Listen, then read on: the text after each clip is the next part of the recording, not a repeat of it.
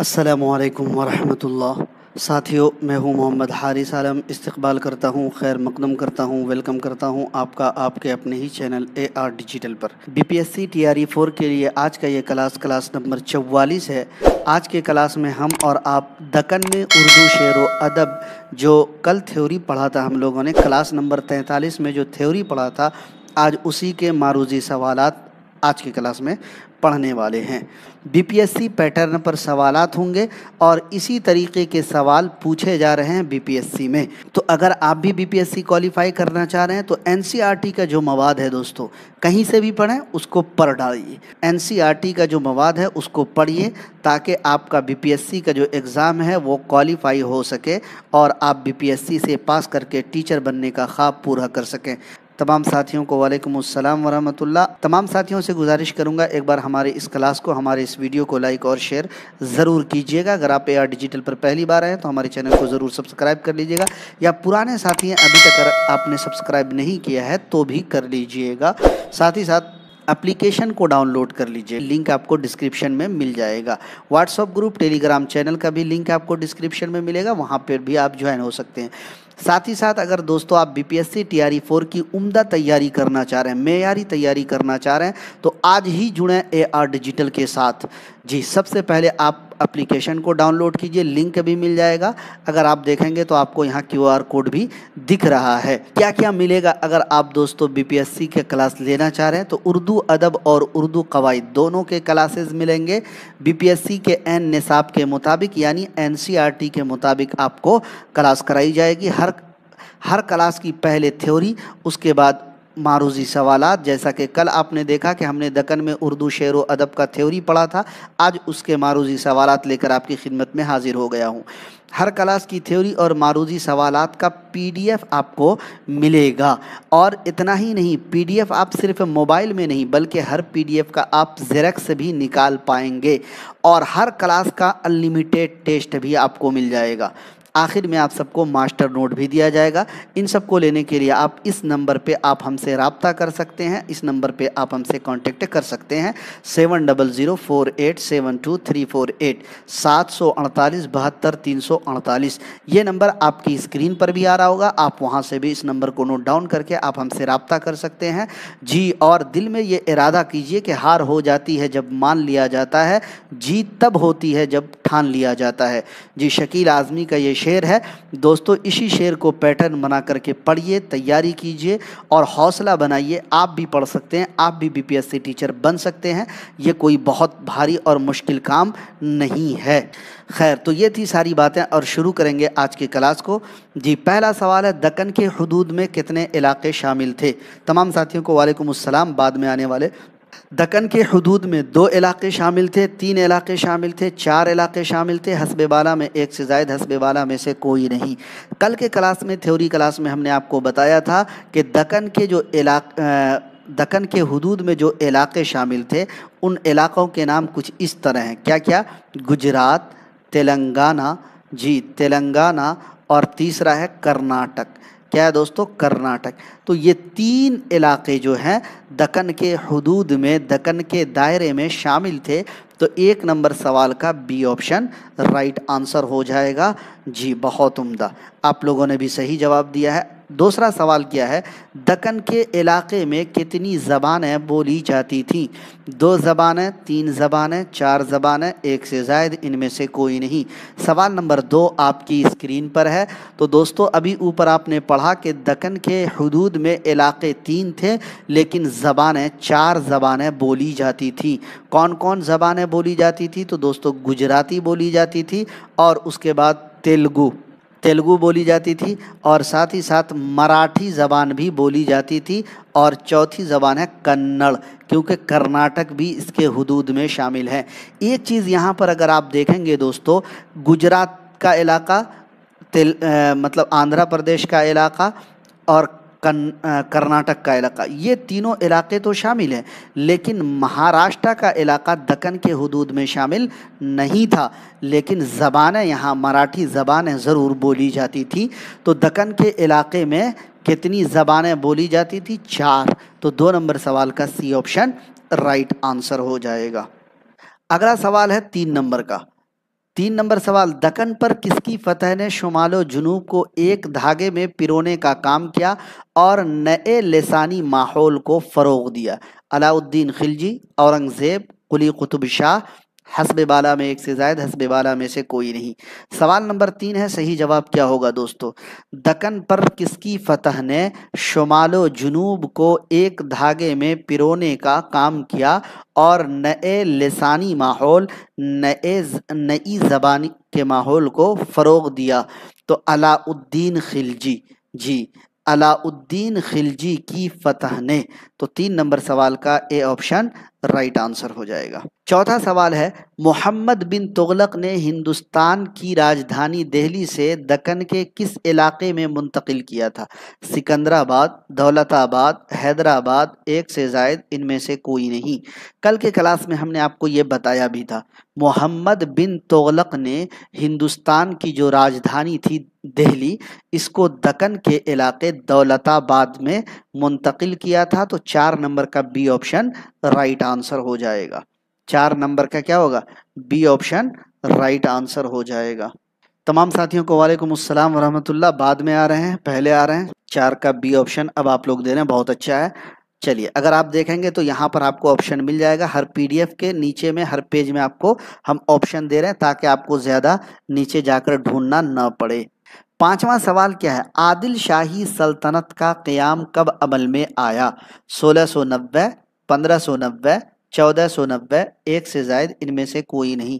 सवाल नंबर है 5, आदिल शाही सल्तनत का क़याम जी कब अमल में आया?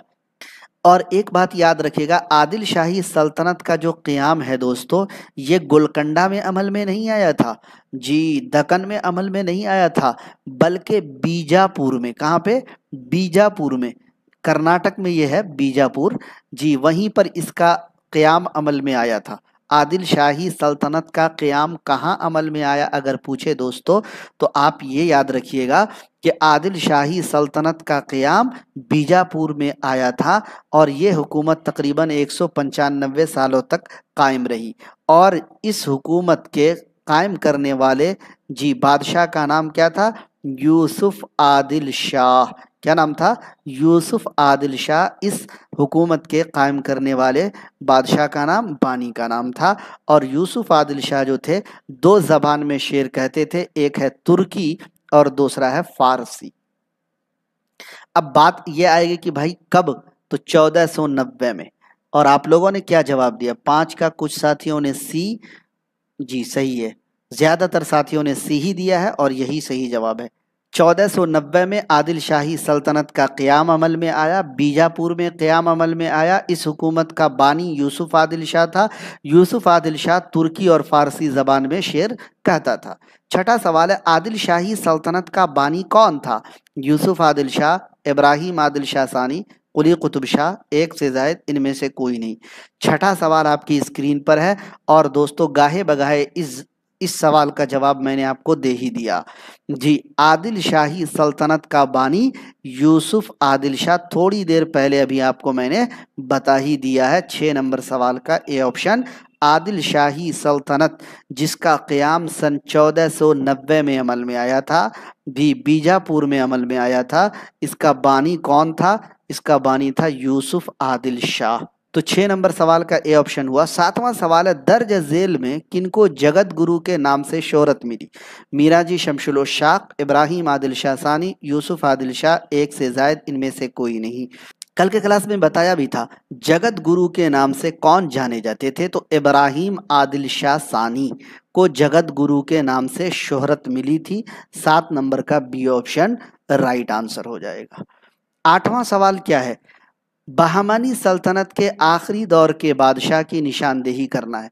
कुली कुतुब शाह, इब्राहिम आदिल शाह सानी, महमूद शाह बहमानी, एक से जायद, इनमें से कोई नहीं। क्रिएटिव माइंड इंशाल्लाह DSSB का भी क्लास कराएंगे, अभी थोड़ा सा इंतज़ार कीजिए, थोड़ा मुझे भी सांस लेने का मौका दीजिए जी। 8वां सवाल है, बहमानी सल्तनत के आखिरी दौर के बादशाह महमूद शाह बहमानी थे। कौन थे दोस्तों? बहमानी सल्तनत के आखिरी दौर के जो बादशाह थे उनका नाम था मतलब महमूद शाह बहमानी। और इनका जो दौरे सल्तनत था दोस्तों 1482 1482 से लेकर के 1520 तक का ज़माना। इन सबको याद करना है। इन अगर देखिए हम लोग असल में करते क्या है, अभी बहुत सारे साथी सोए हुए, बहुत सारे साथी तैयारी नहीं कर रहे।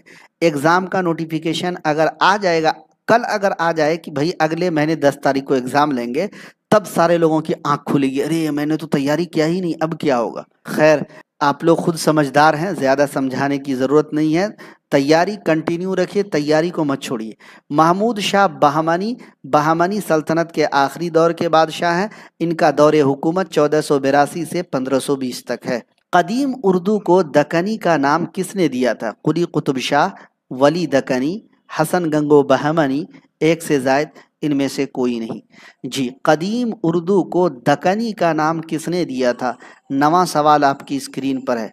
कदीम उर्दू को दक्कनी का नाम दिया था महमूद शाह बहमानी। जी, कौन? महमूद शाह बहमानी, जो बहमानी दौर के आखिरी बादशाह हैं। इन्हीं के दौरे हुकूमत के एक शायर थे, इन्हीं के दौरे हुकूमत के एक शायर थे, और उस शायर का नाम था कुरैशी बेदरी। क्या नाम था? कुरैशी बेदरी। इन्होंने दिया था जी दक्कनी का नाम उर्दू को। ठीक है, तो कुरैशी बेदरी का नाम किसी भी ऑप्शन में नहीं दिख रहा है, इस वजह से ई ऑप्शन 9 नंबर सवाल का राइट आंसर होगा। माशाल्लाह, बहुत लोगों ने पढ़ा, समझा। देखिए थ्योरी क्लास देखिएगा तो जवाब आसान हो जाएगा, थ्योरी क्लास अगर नहीं देखिएगा तो फिर मुश्किल हो जाएगा। इससे क्या पता चल रहा है कि बहुत लोग तैयारी कर रहे हैं। जी, बहुत लोग लग रहा है कि तैयारी वाकईतन कर रहे हैं। क्या आप भी करना चाह रहे हैं BPSC qualified, UGC net, STET, TGT, PGT या फिर उर्दू में किसी भी मुकाबला जाती इम्तिहान की मेयारी तैयारी? तो आज ही इंतखाब करें अपने पसंदीदा यूट्यूब चैनल AR डिजिटल का, जहां मिलेंगे उम्दा नोट्स और निसाब के मुताबिक मवाद, हर मवाद के मारूजी सवालात, और मिलेंगे आपको मास्टर नोट्स बिल्कुल निसाब के मुताबिक। इन सबको हासिल करने के लिए आज ही ज्वाइन करें हमारा टेलीग्राम चैनल और व्हाट्सएप ग्रुप। इसका लिंक मिलेगा आपको डिस्क्रिप्शन में। ख्वाहिश से नहीं गिरते फूल झोली में, ख्वाहिश से नहीं गिरते फूल झोली में, वक्त की शाख को ए दोस्त हिलाना होगा, कुछ नहीं होगा अंधेरों को बुरा कहने से, अपने हिस्से का दिया खुद ही जलाना होगा। अगला सवाल 10वां है। ख्वाजा हाफिज शिराजी को हिंदुस्तान आने की दावत किस सल्तनत ने दी थी? बहमानी सल्तनत, आदिल शाही सल्तनत, कुतुब शाही सल्तनत, एक से जायद, इनमें से कोई नहीं। 10वां सवाल है। तो हाफिज शिराजी का नाम आपने सुना होगा, बहुत बड़े शायर गुजरे हैं। चलिए, किस जबान के शायर हैं ख्वाजा हाफिज शिराजी? इनको हिंदुस्तान आने की जो दावत दी थी बहमानी सल्तनत ने दी थी, इसी वजह से 10 नंबर का ये ऑप्शन राइट आंसर हो जाएगा। 11वां सवाल है कि ख्वाजा बंदा नवाज गैसू दराज का असल नाम मोहम्मद हसन, सैयद मोहम्मद हुसैन, सैयद मोहम्मद हुसैनी, एक से जायद, इनमें से कोई नहीं। 11 नंबर सवाल का सही जवाब क्या होना चाहिए? ख्वाजा बंदा नवाज गैसू दराज बहमानी दौर के सूफी शायर थे। जी, ख्वाजा बंदा नवाज गैसू दराज बहमानी दौर के जी सूफी शायर हैं, और इनका तखल्लुस था शहबाज। इनका तखल्लुस क्या था? शहबाज। असल नाम था सैयद मोहम्मद हुसैनी। असल नाम क्या था? सैयद मोहम्मद हुसैनी। तो आंसर जो है सी ऑप्शन वाला राइट आंसर हो जाएगा। और इनकी पैदाइश 1321 में दिल्ली में हुई थी। पैदाइश कहाँ हुई थी? 1321 में दिल्ली में इनकी पैदाइश हुई थी। और दोस्तों ये फिरोज शाह बहमानी के अहद में, किनके अहद में? फिरोज शाह बहमानी के अहद में, इतना लिख देता हूँ, फिरोज शाह बहमानी के अहद में। और ये कहाँ पैदा तो दिल्ली में हुए थे, गुलबर्गा चले गए थे। कहाँ चले गए थे? गुलबर्गा चले गए थे फिरोज शाह बहमानी के अहद में। और इनकी जो वफ़ात है, इनका जो इंतकाल है, वो 1422 में गुलबर्गा में ही इनका इंतकाल हुआ था, इनकी वफ़ात हुई थी। और ये अपने बड़े ज़माने मतलब अपने ज़माने के बहुत बड़े आलिम थे, सूफी थे। और दोस्तों एक बात आपको बता ही देता हूँ, इनकी 2 तसानीफ बहुत अहम है, लिख देता हूँ। शिकारनामा, क्या दोस्तों? शिकारनामा। और दूसरी तसनीफ है चक्कीनामा। स्क्रीनशॉट लेना चाहें तो आप ले भी सकते हैं, ले लीजिए अगर स्क्रीनशॉट लेना चाहें। शिकारनामा, चक्कीनामा। देखिए अगर आप देखेंगे तो 11 नंबर का सी ऑप्शन आपको दिख जाएगा। अगला सवाल है 12 नंबर, हसन निज़ामी बेदरी का असल नाम। फिर हसन आ गया यहाँ पर है, देख लीजिएगा। निज़ामुद्दीन था, फ़खरुद्दीन था, सैयद मोहम्मद हसन था, एक से ज़ायद है, इनमें से कोई नहीं। 12वां सवाल है आपकी स्क्रीन पर, सही जवाब क्या होगा? हसन निज़ामी बेदरी का असल नाम था फ़खरुद्दीन। कहीं कहीं पर फ़खरदीन भी आता है। क्या क्या आता है? फ़खरदीन भी आता है। और इनका तखल्लुस था निज़ामी। तखल्लुस क्या था? तखल्लुस था निज़ामी। फ़खरुद्दीन का तखल्लुस क्या था? निज़ामी। और रहने वाले कहाँ के थे? बीदर, कर्नाटक के। इसी वजह से इनके नाम के साथ बेदरी लगा हुआ है। और दोस्तों इनकी मसनवी है कदमराव और पदमराव। कदमराव पदमराव उर्दू की पहली मसनवी तस्लीम की जाती है और इसी मसनवी की वजह से जी फ़खरुद्दीन निज़ामी बेदरी जी उर्दू दुनिया में मशहूर व मारूफ हुए। 13 नंबर सवाल पर गौर कीजिएगा। बहामनी सल्तनत के बतन से, पेट से कितनी नई सल्तनतें वजूद में आई? 2, 3, 4, एक से जायद, इनमें से कोई नहीं। 13 नंबर सवाल है आपकी स्क्रीन पर। बहामनी सल्तनत के बतन से दोस्तों कौन कौन सी सल्तनत वजूद में आई? आदिल शाही सल्तनत, कुतुब शाही सल्तनत, उसके बाद निज़ाम शाही सल्तनत, बरीद शाही सल्तनत और इमाद शाही सल्तनत। तो ये 3, 2, 5 सल्तनतें वजूद में आई। कितनी? 5 सल्तनतें वजूद में आई और 5 सल्तनतों का ऑप्शन नहीं दिख रहा है। इस वजह से 13 का ई ऑप्शन होगा। माशाल्लाह बहुत लोगों ने सही जवाब दिया है। मुझे लग रहा है कुछ कुछ साथियों ने गलत जवाब दिया है, लेकिन ज़्यादातर साथियों ने सही जवाब दिया है। बहुत उम्दा। 14 नंबर सवाल है। सवाल देखिएगा कितना बड़ा है। 14वां सवाल क्या है? अब्दुल मीराजी शमशुल उशाक, अशरफ बयाबानी, बुरहानुद्दीन जानम, शाहदावल, मलिक खुशनूद, रुस्तमी, नुसरती, मुकीमी, हसन शौकी, अली आदिल शाहसानी, शाही, अमीनुद्दीन आला। मुंदरजा बाला शुआरा का शुमार किस सल्तनत में होता है? निशानदेही कीजिए। मुंदरजा बाला शुआरा का शुमार आदिल शाही सल्तनत में होता है, बहमनी सल्तनत में होता है, कुतुब शाही सल्तनत में होता है, हस्ब बाला में एक से जायद, हस्ब बाला में से कोई नहीं।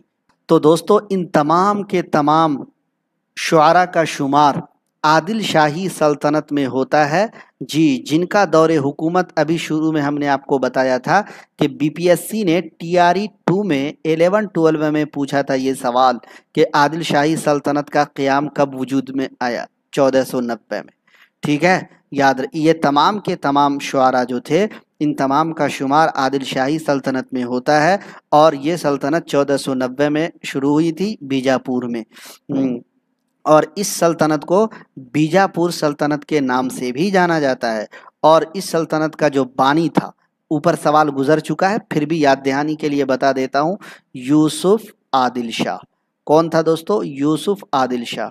और एक बात यहाँ पर हम निशानदेही करेंगे, हमने जितने लोगों का नाम यहाँ पर ऐड किया है, जाहिर सी बात है कि बीपीएससी इतने लोगों का नाम आपको नहीं देंगे। कुछ लोगों के नाम देंगे और पूछेंगे कि इन लोगों का शुमार किस में होता है। हो सकता है किसी एक का दे, हो सकता है सिर्फ मीराजी शमशुल उशाक का दे, हो सकता है सिर्फ अशरफ बयाबानी का दे, हो सकता है सिर्फ बुरहानुद्दीन जानम का दे। तो दोस्तों याद रखना है कि इन तमाम के तमाम शुआरा का शुमार आदिल शाही सल्तनत में होता है। सबके नाम के साथ याद रखिएगा। 15 नंबर, शहादतुल हकीकत, शहादत तहकीक, खुशनामा, खुशनग़्ज़, मग़ज़ मरगूब और रिसाला सबे सिफ़ात के मुसन्निफ़ कौन है? अशरफ बयाबानी, मीराजी शमशुल उशाक, बुरहानुद्दीन जानम, एक से ज़ायद, इनमें से कोई नहीं। सवाल नंबर 15, 15 नंबर सवाल आपकी स्क्रीन पर है। सही जवाब क्या होगा? तो दोस्तों ये तमाम की तमाम तसनीफ़ शहादतुल हकीकत, शहादतुल तहकीक और ये बीपीएससी टीआरई 1 में पूछा गया सवाल है। खुशनामा, खुशनग़्ज़, आई थिंक शहादतुल हकीकत या शहादतुल तहकीक, इन दोनों में से किसी एक तसनीफ़ को देकर पूछा था बीपीएससी ने किसकी तसनीफ़ है। तो ये सारी की सारी तसनीफ़ात मीराजी शमशुल उशाक की तसनीफ़ है। बी ऑप्शन आपका राइट आंसर हो जाएगा। मीराजी शमशुल उशाक के बारे में थोड़ी देर पहले बताया था कि ये सूफ़ी बुज़ुर्ग शायर हैं और इनका ताल्लुक़ जो था ख्वाजा बंदा नवाज़ गैसू दराज के सिलसिले से था। ख्वाजा बंदा नवाज गैसू दराज के सिलसिले से इनका ताल्लुक था। इनकी पैदाइश 1407 में हुई थी। पैदाइश 1407 में हुई थी और इनकी वफ़ात 1496 में इनकी वफ़ात भी हुई थी। अगला सवाल है सैयद शाह अशरफ बयाबानी के वालिद का नाम, और ये भी सवाल टीआरई 1 में पूछा गया है। अशरफ बयाबानी के वालिद का नाम सैयद शाह करीमुद्दीन रिफाई, सैयद शाह रहीमुद्दीन रिफाई, सैयद शाह ज़ियाउद्दीन रिफाई, एक से ज़ायद, इनमें से कोई नहीं। 16 नंबर सवाल है, तो अशरफ बयाबानी के वालिद मोहतरम का नाम है सैयद शाह ज़ियाउद्दीन रिफाई बयाबानी। पूरा नाम क्या है? सैयद शाह ज़ियाउद्दीन रिफाई, और बयाबानी भी इनके नाम के साथ लगा हुआ है। और सैयद शाह अशरफ बयाबानी अपने ज़माने के मशहूर बुज़ुर्ग शायर हैं, और इनकी पैदाइश के बारे में अगर मैं आपको बताऊं तो इनकी पैदाइश हुई थी 1459 में और वफ़ात हुई थी 1528 में। अगला सवाल है 17 नंबर, इब्राहिम आदिल शाह सानी शाही सल्तनत के खाली जगह बादशाह थे। दूसरे बादशाह थे, तीसरे बादशाह थे, पहले बादशाह थे, एक से ज़ायद थे, इनमें से कोई नहीं। जी 17 नंबर सवाल, इब्राहिम आदिल शाह सानी शाही सल्तनत के तीसरे बादशाह थे। 17 नंबर का बी ऑप्शन राइट आंसर हो जाएगा। तौसीफ आलम साहब कह रहे हैं टाइम बदल दिए सर। जी टाइम बदल चुका है 6:30 से, और इसीलिए बार बार बोलता हूं कि आप लोग टेलीग्राम व्हाट्सएप ग्रुप में ज्वाइन हो जाइए, लिंक भेजता हूं वहीं पर। इब्राहिम आदिल शाह सानी जो है दोस्तों, इनकी पैदाइश हुई थी 1580 में। कब पैदा हुए थे इब्राहिम आदिल शाह? 1580 में। और इंतकाल कब हुआ था? तो 1627 में इनका इंतकाल हुआ था। इनकी मशहूर तसनीफ बताया था ना, नौरसनामा। जी राग रागनियों पर मबनी किताब थी नौरसनामा, ये इनकी तसनीफ है। अगला सवाल है, वजूदनामा, चक्कीनामा, वस्लनामा, मोहब्बतनामा, नूरनामा, नज़्म वजूदिया, रमूज़ुस सालिकीन, गंजे मख्फी, रमूज़ुल आरिफीन के मुसन्निफ़ की निशानदेही कीजिए। हमने तमाम असनाफ 6:30 से हो रहा है, नेहा परवीन जी क्लास 6:30 से हो रहा है, तो ये तमाम की तमाम तसनीफ़ हमने ऐड किया है ताकि आप याद करने में आपको आसानी हो। अशरफ बयाबानी, मीराजी शमशुल शाक, बुरहानुद्दीन जानम, एक से ज़ायद, इनमें से कोई नहीं। 18वां सवाल है आपकी स्क्रीन पर, सही जवाब क्या होगा? तो वजूदनामा, चक्कीनामा, तो ये तमाम की तमाम जो तसनीफ है दोस्तों, हमने कल के क्लास में बताया था आपको, अमीनुद्दीन आला की तसनीफ है। किनकी? अमीनुद्दीन आला की तसनीफ है, और उनका नाम यहाँ नहीं है, इस वजह से ई ऑप्शन राइट आंसर होगा। और अमीनुद्दीन आला जो है दोस्तों 1599 में इनकी पैदाइश हुई थी और 1674 में इनका इंतकाल हुआ था। और ये किनके बेटे थे? बुरहानुद्दीन जानम के बेटे थे। और बुरहानुद्दीन मीराजी शमशुल उशाक के भी ना, दादा पोता सब। अली आदिल शाह सानी शाही किसके जानशी थे? मोहम्मद आदिल शाह के, यूसुफ आदिल शाह के, इब्राहिम आदिल शाह सानी के, एक से ज़ायद के, इनमें से कोई नहीं। 19वां सवाल आपकी स्क्रीन पर है। तो दोस्तों मोहम्मद आदिल शाह, अली आदिल शाह सानी शाही मोहम्मद आदिल शाह के जानशी थे। 19 का ये ऑप्शन राइट हो जाएगा। 20वां सवाल है, अब्दुल किसके दौरे हुकूमत के दरबारी शायर थे? अली आदिल शाह सानी शाही, यूसुफ आदिल शाह, इब्राहिम आदिल शाह, हस्बे वाला में एक से ज़ायद, हस्बे वाला में से कोई नहीं। 20वां सवाल है, तो दोस्तों अब्दुल जो आप देख रहे हैं ये इब्राहिम आदिल शाह सानी के दौरे हुकूमत के दरबारी शायर थे। 20 नंबर सवाल का जी सी ऑप्शन राइट आंसर हो जाएगा। 21वां सवाल है, इब्राहिम नामा दर्ज झेल में किनकी तसनीफ है? निशानदेही करना है। बुरहानुद्दीन जानम, अब्दुल, अशरफ बयाबानी, एक से ज़ायद, इनमें से कोई नहीं। 21वां सवाल है, इब्राहिम नामा दर्ज झेल में अब्दुल की तसनीफ है, जिनके नाम के मुतालिक कुछ लोगों का ख्याल है कि इनका असल नाम अब्दुल्ला था, और कुछ लोग कहते हैं कि इनका असल नाम अब्दुल मोगनी था। 22वां सवाल अगर आप देखेंगे, शाह बुरहानुद्दीन जानम किनके बेटे? मीराजी शमशुल शाक, शाह अमीनुद्दीन आला, ख्वाजा बंदा नवाज गैसू दराज, एक से ज़ायद, इनमें से कोई नहीं। जी 22 नंबर सवाल है आपकी स्क्रीन पर। 22 अभी थोड़ी देर पहले ही तो मैंने बताया था, बहुत सारे साथी लेट से ज्वाइन हुए हैं, उन तमाम साथियों को कहूँगा कि बराए मेहरबानी आप लोग गफलत मत बरतिए। आप लोग ये मत सोचिए कि कब TRE 4 का नोटिफिकेशन आएगा, करूं नहीं करूं ऐसा मत सोचिए। जब नोटिफिकेशन आ जाएगा उस वक्त तैयारी करना सोचिएगा तो फिर तैयारी नहीं हो पाएगी। अभी शुरू में ऊपर मैंने थोड़ी देर पहले बताया था मिराजी शमशुल उशाक के बेटे थे शाह बुरहानुद्दीन जानम, तो 22 का ए ऑप्शन राइट आंसर हो जाएगा। और शाह अमीनुद्दीन आला जो थे ये बुरहानुद्दीन जानम के बेटे थे। 23 नंबर सवाल है, थोड़ा बड़ा है, देख लीजिए। मशहूर रसाइल इरशाद नामा हुज्जतुल बका वसीयतुल हादी सुख सहेला पंजगंज के मुसन्निफ शाह अमीनुद्दीन आला, ख्वाजा बंदा नवाज, शाह बुरहानुद्दीन, एक से जायद इनमें से कोई नहीं। 23 नंबर सवाल, तो दोस्तों शाह बुरहानुद्दीन जानम की तसनीफात हैं। 23 नंबर सवाल का सी ऑप्शन राइट आंसर हो जाएगा। नेमत परवीन करिए कब क्लास स्टार्ट हुआ है? 6:30 से क्लास शुरू हुआ है, अब इसी टाइम पे क्लास शुरू होगा। कलिमतुल हकाइक और वजूदिया सिनफी एतबार से कैसी तसनीफ है? नसरी, शेरी, बयानिया, एक से जायद इनमें से कोई नहीं। 24वां सवाल आपकी स्क्रीन पर है। कलिमतुल हकाइक और वजूदिया जी नसरी तसानीफ है। कैसी है? नसरी है, तो 24 का ए ऑप्शन राइट आंसर हो जाएगा। 25वां सवाल, जन्नत सिंगार और बाजार हुस्न किनकी तख्लीक है? निशानदेही करना है। अशरफ बयाबानी, मलिक खुशनूद, हसन शौकी, एक से जायद इनमें से कोई नहीं। 25वां सवाल, जन्नत सिंगार और बाजार हुस्न ये दोनों मसनवियाँ हैं और ये दोनों की दोनों मलिक खुशनूद की मसनवियाँ हैं जी। जन्नत सिंगार और बाजार हुस्न मलिक खुशनूद की तसनीफ है। और जन्नत सिंगार जो है दोस्तों, इसके बारे में हमने थ्योरी क्लास में आपको पढ़ाया था कि अमीर खुसरू की मसनवी है और मसनवी का नाम है हश्त बहिश्त, इसी का तर्जमा है। बाजार हुस्न के बारे में हमने आपको बताया था कि अमीर खुसरू की मसनवी है यूसुफ जुलेखा जी। कौन सी? यूसुफ जुलेखा, इसी का तर्जमा है। 26 नंबर, रुस्तमी का असल नाम? रुस्तमी कमाल, रुस्तमी खान, कमाल खान, एक से जायद इनमें से कोई नहीं। 26 नंबर है सवाल, सही होगा जवाब।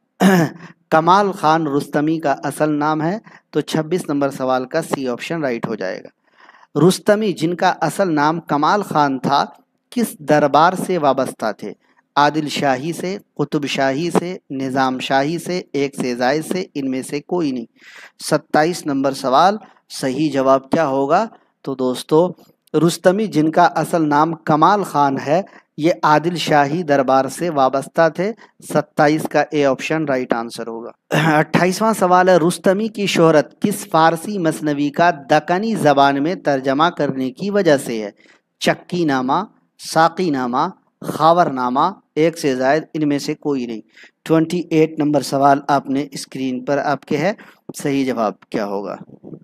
तो दोस्तों रुस्तमी ने फारसी मसनवी है खावरनामा, इसी का तर्जमा किया था दक्कनी ज़बान में, इसी का तर्जमा किया था दक्कनी ज़बान में।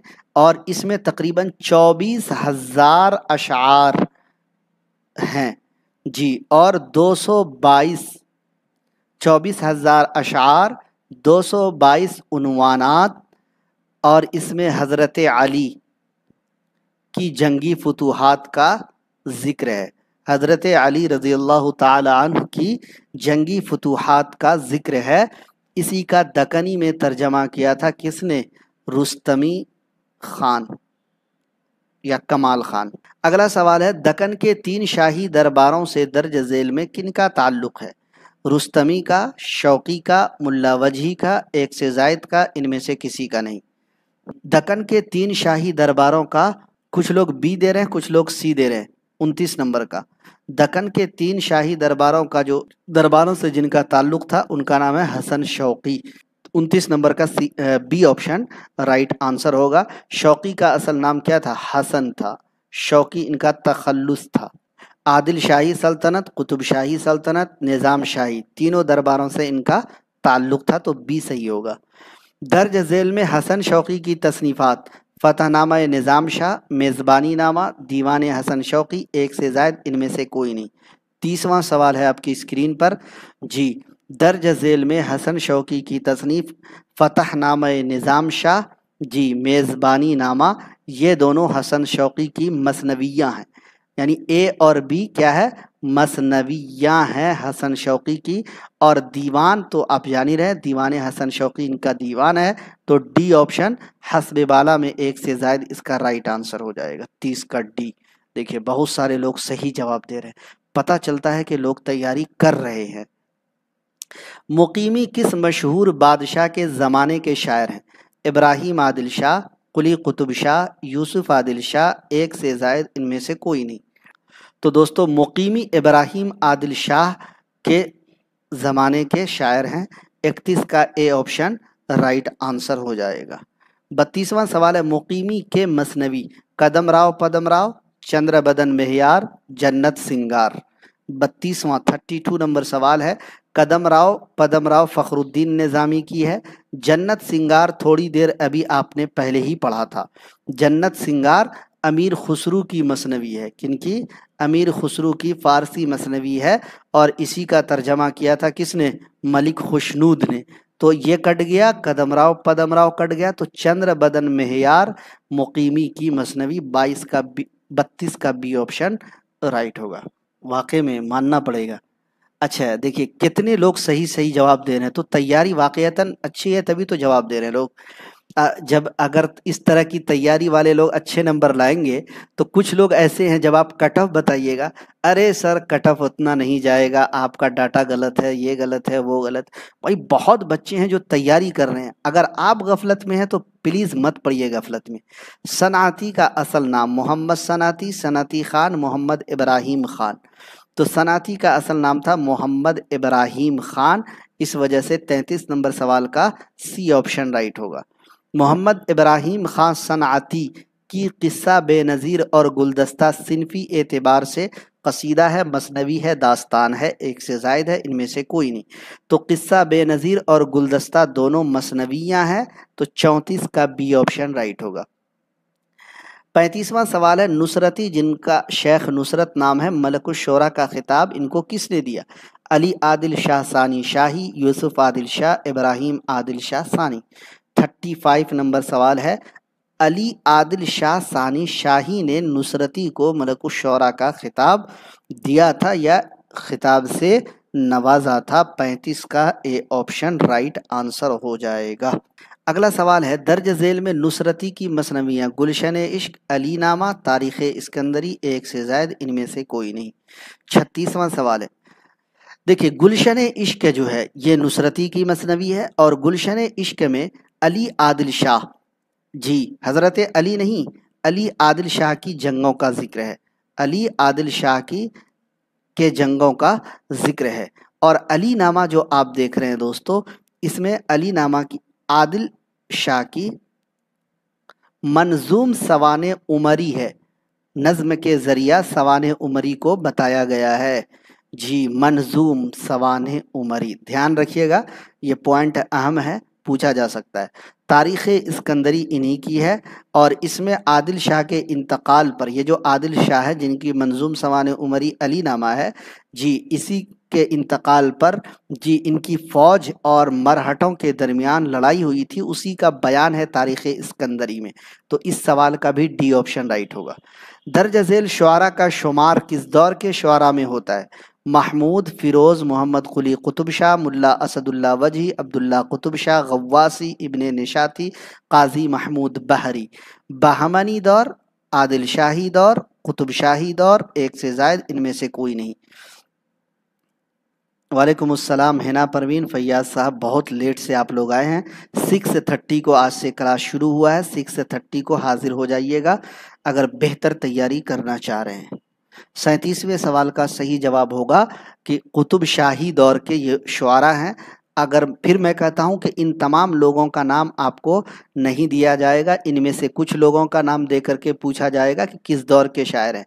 असदुल्ला वजी है ना, अब्दुल्ला कुतुब शाह, गव्वासी, इब्ने निशाती, मशहूर लोग हैं, ध्यान रखिएगा। कुतुब शाही हुकूमत कब से कब तक कायम रही? 1290 से 1385, 1495 से 1690, 1495 से 1592। 38 नंबर सवाल।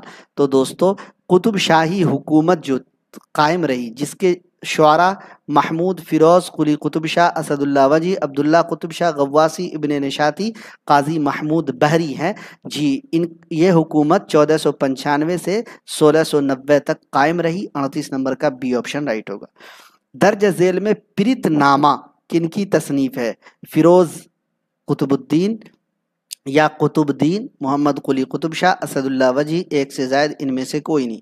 39 नंबर सवाल है। तो कल के क्लास में मैंने ये भी बताया था कि प्रीतनामा एक तसनीफ की वजह से हमने कल के थ्योरी क्लास में फिरोज कुतुबुद्दीन या कुतुबुद्दीन को शामिल किया था। इनकी सिर्फ और सिर्फ एक ही तसनीफ शामिल थी, प्रीतनामा।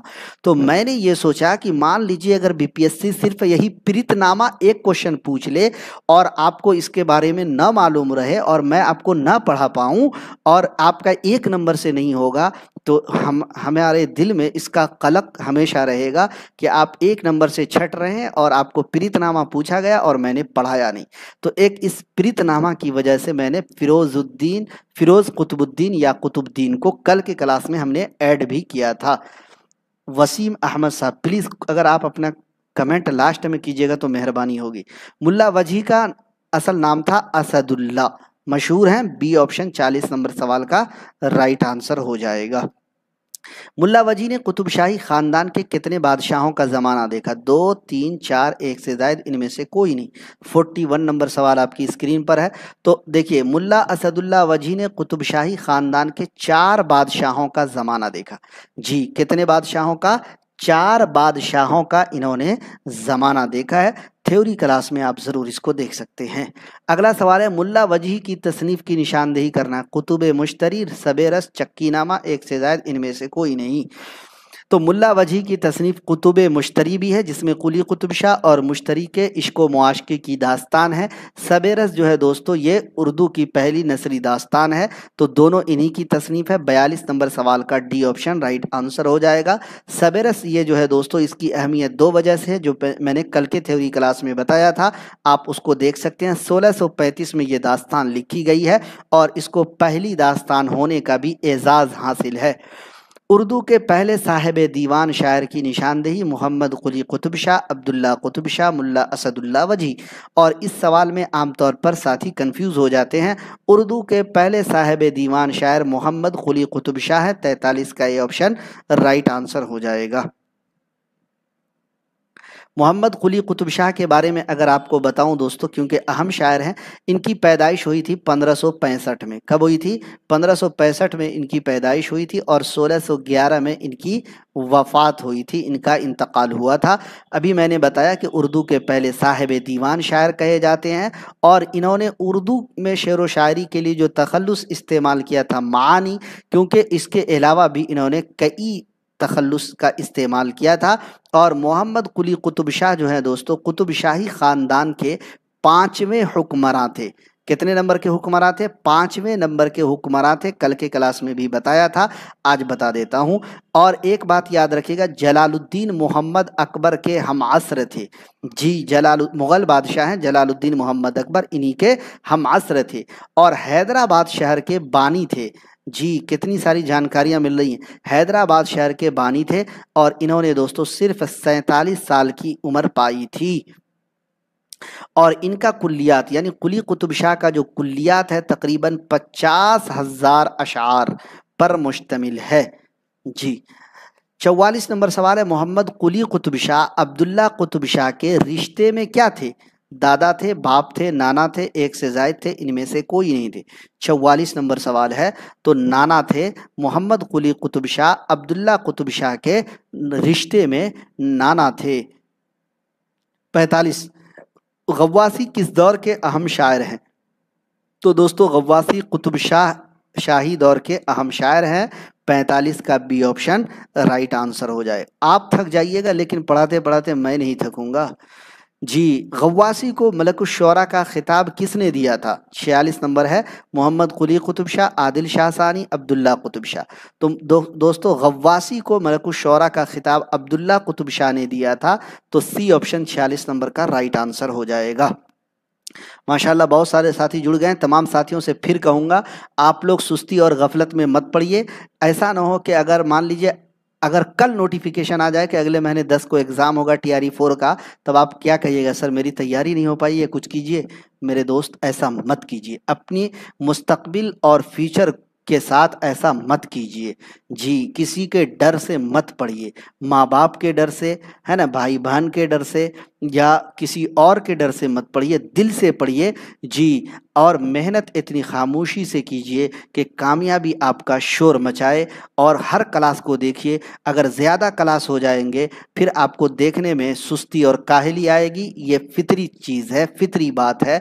हम ये नहीं कहते आपके साथ होगा, ज़्यादा क्लास होगा तो देखना आपके लिए काफ़ी मुश्किल हो जाएगा। हर क्लास को हर दिन देख लिया कीजिए, कोशिश कीजिए कि लाइव क्लास में आप ज्वाइन होइए। हमारा लाइव क्लास 6:30 से हो रहा है। और साथ ही साथ ये भी कहूँगा, हमारे यहाँ आपको मामूली फीस में BPSC TRE 4 की तैयारी कराई जा रही है। फिर से यकीन दिलाता हूँ कि तशफ़ी और इत्मीनान बख्श तैयारी कराऊंगा। तो आज ही AR डिजिटल के साथ जुड़िए और जुड़ने के बाद यहाँ पर हमारे कोर्स को लीजिए। कोई दिक्कत होता है तो इस नंबर पे कॉल कीजिए, 748 72 348 70048 72348। जी, बहुत सारी चीज़ें, बहुत सारे मवाद आपको मिलेंगे। जी, आगे बढ़ते हैं। अगला सवाल है, कुतुबशाही दौर में गव्वासी किस ओहदे पर फाइज थे? आप देख रहे हैं 47 नंबर का ए ऑप्शन, यानी सफ़ीर के ओहदे पर कुतुबशाही दौर में गव्वासी फाइज थे। अगला सवाल है, गव्वासी की मसनवियों की निशानदेही करना, मीना, सतोंती, सैफुल मुलूक व बदीउल जमाल या फिर तोतीनामा। 48 नंबर सवाल है दोस्तों। तो सही जवाब इसका यह है कि गव्वासी की जो मसनवी है, गव्वासी की मसनवी है मीना, सतोंती, सैफुल मुलूक व बदीउल जमाल, तोतीनामा। डी का डी ऑप्शन राइट आंसर हो जाएगा। इब्ने निशाती का असल नाम क्या था? शेख मजहर, मोहम्मद मजहरुद्दीन, मजहर जाने जाना, एक से जायद इनमें से कोई नहीं। 49 नंबर सवाल आपकी स्क्रीन पर। तो इब्ने निशाती जो दोस्तों है, इनका नाम है मोहम्मद मजहरुद्दीन। इब्ने निशाती की मशहूर मसनवी है फूलबन। हो सकता है कि नीचे सवाल भी आए, लेकिन मैंने आपको बता दिया। इब्ने निशाती किस दरबार से वाबस्ता थे? मोहम्मद कुली कुतुब शाह, आदिल शाह सानी, अब्दुल्ला कुतुब शाह, एक से जायद इनमें से कोई नहीं। 50वां सवाल आपकी स्क्रीन पर है। इब्ने निशाती दोस्तों जी अब्दुल्ला कुतुब शाह के दरबार से वाबस्ता थे। 50 का सी ऑप्शन राइट आंसर हो जाएगा। आज के क्लास का 5 लास्ट क्वेश्चन, काजी महमूद बहरी का तखल्लुस बहरी था, इस वजह से ए ऑप्शन 51 नंबर का राइट हो जाएगा। काजी महमूद बहरी की मसनवी मन लगन और भंग आबनामा। जी, काजी महमूद बहरी की जो मसनवी है दोस्तों, मन लगन और भंग आबनामा है। डी ऑप्शन आपका राइट आंसर हो जाएगा। 53 नंबर सवाल आपकी स्क्रीन पर है। वली दक्कनी का असल नाम क्या था? वली मोहम्मद, मोहम्मद अली, मोहम्मद वली। तकरीबन BPSC के अक्सर व बेशतर एग्जामों में पूछा गया है। BPSC TRE 1 से लेकर के TRE 3 तक अब हुआ है, और मतलब 6 to 8, 9, 10, 11, 12 अक्सर व बेशतर जगह इनके नाम से को पूछा गया है। कहीं इक्तिबास से तो कहीं बगैर इक्तिबास से पूछा गया है। इनका असल नाम है वली मोहम्मद। 53 का हो जाएगा ए ऑप्शन राइट। समीर जामई ने सबसे पहले, उसके बाद फैयाज अहमद, उसके बाद समीर जामई। सर अब रहने दीजिए, आप थक जाइएगा, मैं नहीं थकूंगा। सिराजुद्दीन औरंगाबादी का असल नाम, सेकंड लास्ट क्वेश्चन है, देख लीजिए। तो अगर देखेंगे 54 नंबर सवाल है, 54 नंबर का बी ऑप्शन, सैयद शाह सिराजुद्दीन हुसैनी। सिराज औरंगाबादी का असल नाम है, तो 54 का बी ऑप्शन राइट आंसर हो जाएगा। आज के क्लास का आखिरी सवाल आपकी स्क्रीन पर। जी, सिराज औरंगाबादी के आबाओ अजदाद का ताल्लुक औरंगाबाद से था, दक्कन से था, मेरठ से था, हस्बे बाला में एक से जायद हस्बे बाला में से कोई नहीं। 55 नंबर सवाल आज के क्लास का आखिरी सवाल। तमाम साथियों का AR डिजिटल पर जुड़ने के लिए बहुत बहुत शुक्रिया। जी, अगर आप BPSC TRE 4 की तैयारी कर रहे हैं, या फिर STT की तैयारी कर रहे हैं, झारखंड TT की तैयारी कर रहे हैं, UP TGT PGT की तैयारी कर रहे हैं, DSSB की तैयारी कर रहे हैं, तो ये सारे सवालात आपको बहुत काम आएंगे। ऐसा नहीं कि मैं अपने व्यूज़ के लिए बोल नहीं, क्योंकि ये NCERT का मवाद है और हर जगह सिलेबस NCERT है। और दोस्तों, NCERT का ऐसा मवाद अगर आप तैयारी करते हैं तो आप अक्सर व बेशतर मुकाबला जाती इम्तिहान क्वालिफाइड करने का दमखम रखते हैं। तो सिराज औरंगाबादी के नाम के साथ औरंगाबादी लगा हुआ है, इसलिए औरंगाबाद से नहीं, क्योंकि इनके आबाओ अजदाद का ताल्लुक था मेरठ से, जो औरंगाबाद में आबाद हो गया। सिराज औरंगाबादी यहीं पैदा हुए, इसलिए इनके नाम के साथ औरंगाबादी लगा हुआ है। तो 55 का हो जाएगा सी ऑप्शन। तो टोटल थे आपको 55 सवालात। उम्मीद कि आपको बहुत पसंद आए होंगे। पसंद आए तो हमारे वीडियो को लाइक और शेयर ज़रूर कीजिएगा। एआर डिजिटल पर पहली बार आए हैं या पुराने साथी हैं तो अभी तक सब्सक्राइब नहीं किए हैं तो किसी भी मुकाबला जाती इम्तिहान की मेयारी तैयारी के लिए एआर डिजिटल के यूट्यूब चैनल को ज़रूर सब्सक्राइब कीजिएगा। हमारे एप्लीकेशन को डाउनलोड कर लीजिए, आज ही क्लास ले लीजिए ताकि आपकी उम्दा और मेयारी तैयारी हो सके। जी ऐसा ना हो कि बहुत देर हो जाए। व्हाट्सअप ग्रुप का भी लिंक मिलेगा, टेलीग्राम का भी लिंक आपको डिस्क्रिप्शन में मिल जाएगा। दोनों में ज्वाइन हो जाइए ताकि हर अपडेट आपको मिलती रहे। आप सबका एआर डिजिटल पर जुड़ने के लिए बहुत बहुत शुक्रिया। आप सबके प्यार के लिए, आप सबकी मोहब्बतों के लिए, आप सबकी नवाजिशों के लिए बहुत बहुत शुक्रिया। एआर डिजिटल को आम करने में हमारी मदद कीजिए। मैं आप सबका ममनून और मशकूर हूँ। इंशाल्लाह जल्द मिलेंगे किसी और क्लास के साथ। अपना ख्याल रखिएगा, तैयारी जारी रखिएगा। इंशाल्लाह कामयाबी आप सबका कदम चूमेगी। मुझे दीजिए इजाज़त। अस्सलामु अलैकुम।